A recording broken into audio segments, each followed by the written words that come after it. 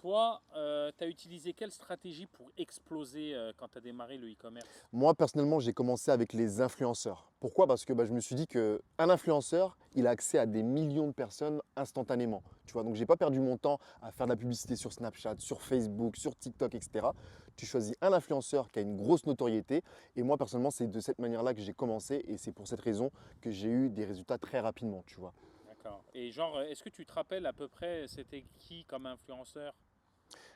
Qui m'ont fait exploser rapidement, Ouais. j'en ai quatre. Il y a quatre influenceurs qui m'ont fait exploser. La première, c'est Jessica Tivna. Deuxième, Thibaut Garcia, super bon influenceur. Troisième, Nabila. Et quatrième, Thomas Vergara. Donc, c'est les quatre qui m'ont vraiment permis d'exploser avec ma boutique. Et disons que, tu sais, il y a la loi de Pareto, 80-20. C'est les 80% justement, enfin, ces quatre personnes m'ont permis justement de générer 80% de mon chiffre d'affaires. D'accord. Et est-ce que tu penses qu'aujourd'hui, on peut recommencer exactement les mêmes stratégies ou il faut adapter? Avec les influenceurs, Ouais. franchement, je vais te dire un truc, tu peux réutiliser les influenceurs aujourd'hui. Ce qui marchait il y a 5-10 ans marche aujourd'hui.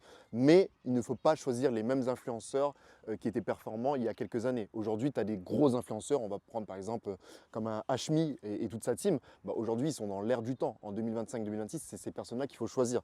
Et tu es pratiquement sûr de pouvoir avoir un bon ROI avec ces influenceurs, tu vois. D'accord.